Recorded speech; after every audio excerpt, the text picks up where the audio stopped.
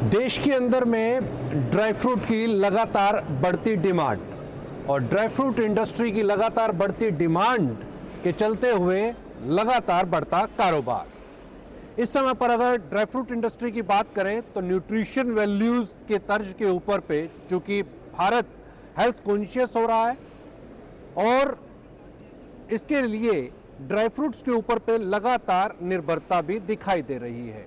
Paying capacity बढ़ी है, इस वजह से इंडस्ट्री और ग्लैमरस हो चुकी है।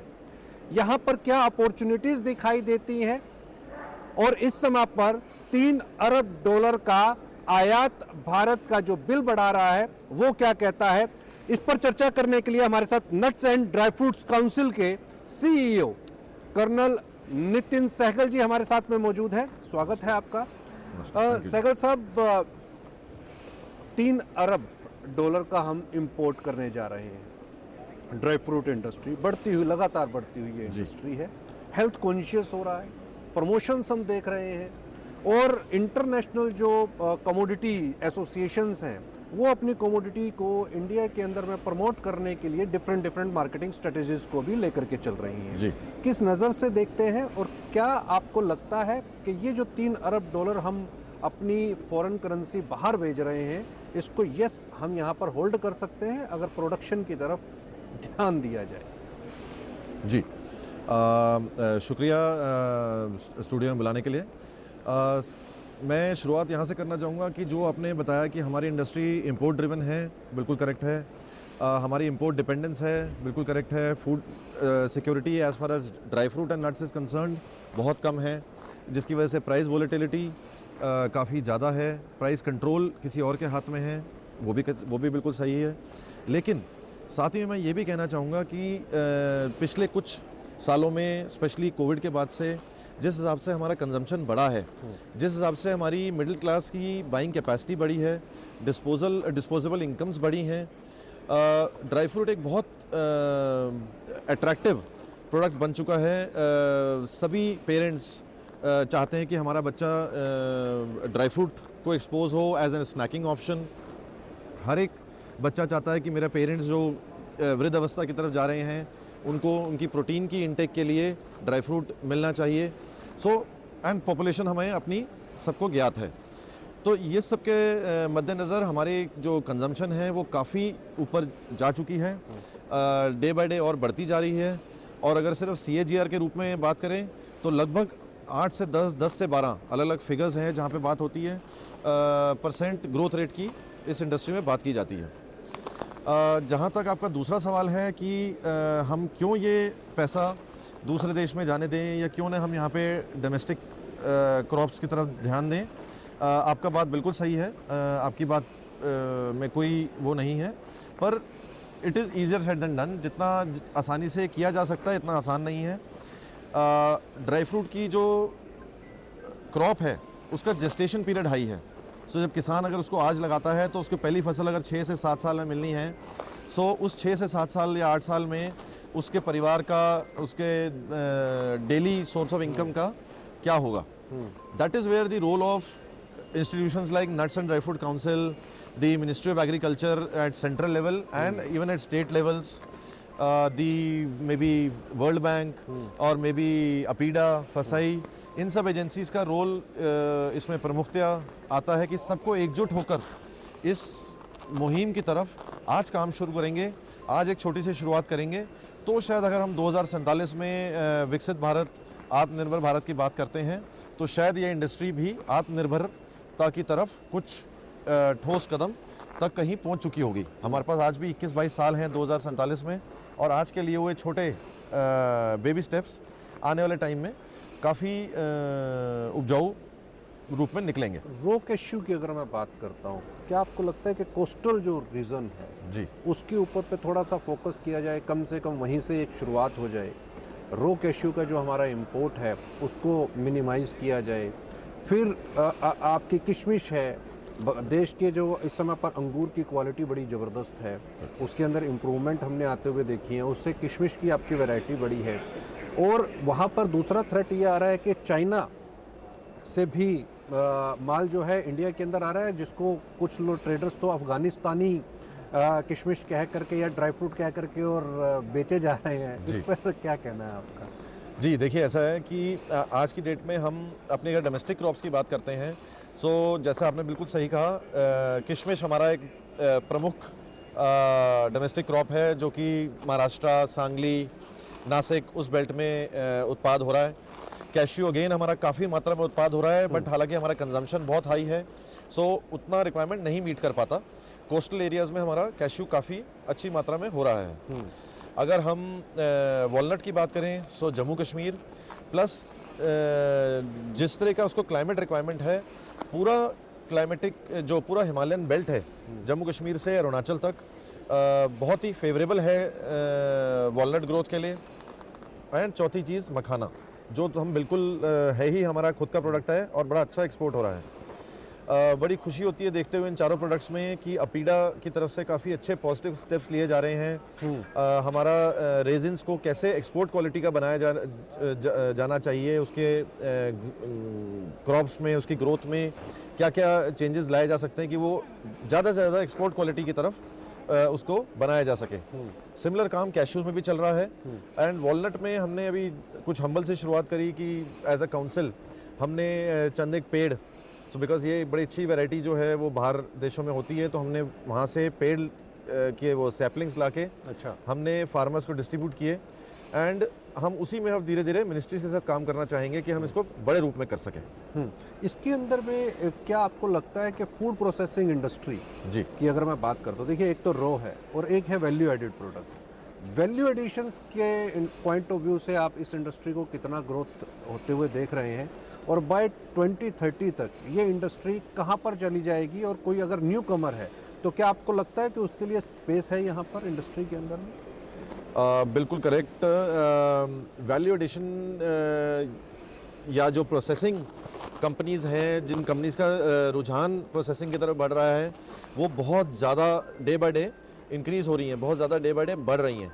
एंड पहले जितना हम देखते थे कि रॉ में ट्रेड हो रहा था, आज उतनी ही ज़्यादा तेज़ी से प्रोसेस्ड प्रोडक्ट्स में इन आइटम्स का ट्रेड हो रहा है। जहाँ तक स्पेस की बात है, जैसे मैंने बताया, हमारा कंजम्पशन बहुत हाई है। एंड किसी भी न्यू आई मीन एमएसएमई या स्टार्टअप के तौर पे अगर कोई इस इंडस्ट्री की तरफ देखते हैं तो स्पेस की कमी नहीं है, क्योंकि हमारा कंजम्पशन ही बहुत हाई है। इनोवेशन के पॉइंट ऑफ व्यू से अपनी एसोसिएशन, अपना काउंसिल कुछ कर रहा है? इनोवेशन के point of view, innovations we can expect? जी, सो इनोवेशन के पॉइंट ऑफ व्यू से जहाँ तक ग्रो इन इंडिया या ग्रो का सवाल है, वो तो अभी इतना नहीं है। बट जैसे मशीनरीज हैं इन टर्म्स ऑफ प्रोसेसिंग, कि चाहे सॉर्टिंग मशीन्स हैं, चाहे क्रैकिंग मशीन्स हैं, चाहे हैंडलिंग मशीन्स हैं। सो आप जब यहाँ पे मेवा इंडिया में एक्सपो में जाएंगे, आप देखेंगे कि यहाँ पे भी कई मशीनरी के बूथ लगे हुए हैं, जिसमें वो अलग अलग इनोवेशंस दिखा रहे हैं कि जो काम मैनुअल होता था उसको कैसे धीरे धीरे धीरे मैकेनिकल की तरफ तब्दील किया जा सकता है। एआई का आप कितना रोल अभी देख रहे हैं? क्या आपको लगता है कि एआई आने से इंडस्ट्री को कुछ सहूलत हो सकती है इसके अंदर में? बता सकता है कि शेल के अंदर में आपका कनल जो है वो ठीक है, उसकी क्वांटिटी, उसकी क्वालिटी, उसके अंदर ऑयल कंटेंट, ये सब न्यूट्रिशन वैल्यूज़? जी, आने वाले टाइम में निसंदेह पक्का इन चीज़ों पे काम होगा और इफेक्ट होगा। आज की तारीख में इतना फोकस अभी नहीं है to use AI into this. हम मैकेनिकल कर लें पहले, मशीनरीज उस लेवल की ले आएँ कि कलर सॉर्टर होगा या वेट सॉर्टर होगा, या क्रैकिंग हम ज़्यादा महीन कर पाएंगे। अभी हम क्रैकिंग के समय काफ़ी हमारी, अगर हम hand cracking versus mechanical cracking compare करें तो हैंड क्रैकिंग में वेस्टेज कम है। क्या आपको लगता है कि जो रेड सी की अगर मैं बात करता हूँ, जिस तरीके के क्राइसिस हैं, उसमें आपका जो ट्रांजिट कॉस्ट है वो काफ़ी वोलेटाइल हो चुका है, करेंसी बड़ी वोलेटाइल हो चुकी है, उसको देखते हुए इस समय पर इंडस्ट्री क्या चीज़ मेजरली फेस कर रही है, और सस्टेनेबिलिटी के लिए इंडस्ट्री के पास में क्या सॉल्यूशंस हैं? जी, सो जितनी भी जियोपॉलिटिकल सिचुएशंस की आप बात कर रहे हैं, चाहे वो अफगानिस्तान को लेके हुआ, चाहे वो ईरान को लेके हुआ, इनको सबको मैं बहुत एक टेम्परेरी सिचुएशन मानता हूँ, जिसका कोई डायरेक्ट इम्पैक्ट कंज्यूमर तक नहीं इवॉल्व होता, इफेक्ट होता। इंडस्ट्री में consumption, the number of containers which are in rotation at any point of time, वो काफ़ी ज़्यादा मात्रा में है, और ये टेम्परेरी इस तरह की चीज़ें, उनसे कोई इफेक्ट नहीं होता। जैसे कि कहते हैं पानी का बहाव और ट्रेड रुका ही नहीं रुकता, ट्रेड अपना रास्ता खुद ढूंढ लेता है। एंड जिन कंट्रीज़ में भी प्रॉब्लम चल रही हैं उनके कंट्रीज़ के आज यहाँ पे हम स्टॉल्स देख सकते हैं, उनके डेलीगेट्स भी आ रखे हैं। ओके। अगर कोई माइनर इश्यूज अगर आप रेफ़र कर भी रहे हैं सो वो बिल्कुल भी इफेक्टेड नहीं है। आप ये देखिए कोविड के दौरान भी ये इंडस्ट्री ऐसी थी कि जिसमें कोई रुकावट नहीं आई, उल्टा ग्रोथ देखी गई। क्या हम इंडियन जो बायर्स हैं वो अदर सप्लायर्स की तरफ भी देख रहे हैं कि नई कंट्रीज़ को तलाश किया जाए, वहाँ से इंपोर्ट किया जाए, और वो कौन सी कंट्रीज़ हो सकती हैं? 100% ऐसा डे टू डे चलता रहता है। इनफैक्ट हम देखने के बजाय वो कंट्रीज़ हैं जो हम इंडियन मार्केट्स की तरफ देख रही हैं। ओके। चाहे वो, मैं भी इस स्टेज पर नाम नहीं लेना चाहूँगा, बट जैसे हमारे पास पिछले साल 2 नए देश हैं जिन्होंने मेवा में पार्टिसिपेट किया, इस बार 2 नए देशों ने पार्टिसिपेट किया। वो जॉर्जिया है यूरोप में, आर्मीनिया है, अपना अर्जेंटीना है। ओके। सो ये लोग ऑलरेडी मिनिस्ट्री ऑफ एग्रीकल्चर से और फाइटो सैनिटरी से बातचीत में है कि उनके प्रोडक्ट के लिए भी सैंक्शंस और वो सहूलियतें हो सकेंगी, उनका HSN कोड क्रिएट हो जाए और वो इंपोर्ट कर सकें इंडिया को। आपके ऊपर ड्यूटीज़ जो इंपोर्ट के टाइम पर ड्राई फ्रूट्स के ऊपर ड्यूटीज़ जो लगती हैं, क्या लगता है कि गवर्नमेंट अगर उसके ऊपर पे काम करे ड्यूटीज़ के ऊपर पे, तो ये मार्केट और साइज़ इंक्रीज़ कर सकता है, हम और इंपोर्ट कर सकते हैं, न्यूट्रिशन वैल्यूज़ की तरफ और ज़्यादा ध्यान दिया जा सकता है? जी बिल्कुल सही है। ड्यूटीज़ हमें इस स्टेज पे तो इतनी ज़्यादा कोई इफेक्ट नहीं करती, एक वॉलनट को छोड़ के। वॉलनट में किसी भी, बिकॉज हमारा मेजर इंपोर्ट US से रहा है, तो किसी भी टाइम में टैरिफ वॉर में, रिटेलिएटरी मेजर्स में, आज की डेट में हमारा वॉलनट 100% ड्यूटीज़ पे है जो US से आता है, और 100% कस्टम ड्यूटी काफ़ी एडवर्सली इफेक्ट करता है कंज्यूमर रेट को। काफ़ी टाइम से हमने गवर्नमेंट से केस भी टेकअप कर रखा है। अभी भी जब जैसे BTA की बात चल रही है दोनों कंट्रीज़ के बीच में, वॉलनट भी one of the product in consideration है कि अगर उसको कम कर दिया जाए ड्यूटी को, या पर केजी रेट कर दिया जाए कम करके।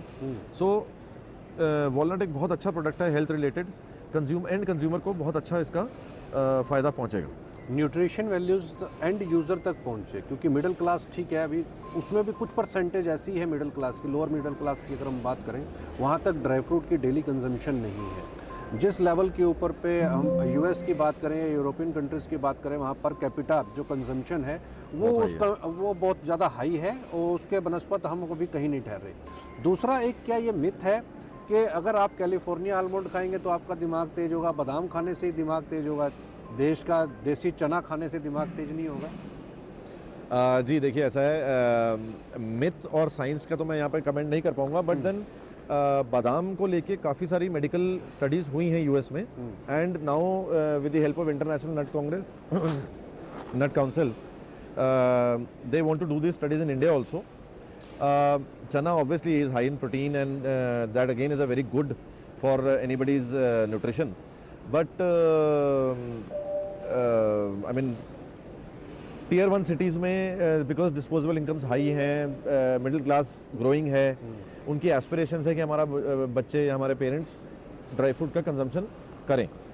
सो आई एम श्योर धीरे धीरे वो बढ़ेगा ही, और बढ़ रहा है। एक last question, almond, cashew, walnut, आपका राइसिन या मखाना, इसमें से आपको कौन सी ऐसी कमोडिटी लगती है जिसमें अगर कोई स्टेक लेना चाहे तो वो ले सकता है, उसका फ्यूचर अच्छा है अगले 2026 में?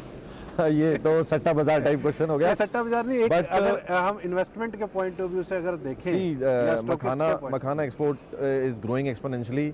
मखाना मार्केट जो बिहार में बिल्कुल आई मीन रेडियो पे या रोड साइड बिकता था, आज की डेट में makhana is the king. Right, makhana is the new king. Raisin is doing very well. ये दोनों चीज़ें, एंड प्लस अगर वॉलनट किसी के पास अगर कैपेबिलिटी या कैपेसिटीज़ हैं, फार्म लैंड हैं, और वो 5-6 साल जेस्टेशन पीरियड बेयर कर सकते हैं, walnut again is doing very well. Barmer में, जैसलमेर में डेट्स की खेती एक्सपेरिमेंट की गई, and it is doing very well again. Right. Leh में एप्रिकॉट की खेती is again doing very well. In fact उनके जो एग्रीकल्चर सेक्रेटरी हैं, he was suppose to be here, but because of some reason he could not be. So we wanted to listen to his success stories कि इन्होंने कैसे apricot की तरफ काम किया कि आज हमारा एप्रिकॉट एक्सपोर्ट हो रहा है। ग्रेट। तो यानी आपको लगता है कि ओवरऑल कुल मिलाकर के ये बेहतर रहेगा बाजार जी ड्राई फ्रूट्स का? और सबसे हॉट पिक अगर आपको चुननी हो कि यार मुझे इस पर्टिकुलर कमोडिटी में जाना चाहिए और स्टॉक इसके अंदर में मेरे को बेनिफिट्स दे सकता है, तो वो कौन से कमोडिटी? मखाना। मखाना। बहुत बहुत शुक्रिया सहगल साहब, आपने समय दिया, बहुत बहुत धन्यवाद। Thank you. तो सहगल साहब को आप सुन रहे थे, उन्होंने कहा कि आप अपने देश की यानी कि स्वदेशी जो हमारा प्रोडक्ट है, जो इस समय पर जिसको हम कह सकते हैं कि सुपर फूड के तौर के ऊपर पे दुनिया के अंदर में अपनी छाप छोड़ रहा है, वो है मखाना। मखाना पर आप बेट लगा सकते हैं। इस समय पर हम मेवा 2026 में है, जानने की कोशिश करेंगे कौन सा ड्राई फ्रूट आपकी हेल्थ के साथ साथ आपकी पॉकेट को भी गर्म कर सकता है। धन्यवाद। धन्यवाद।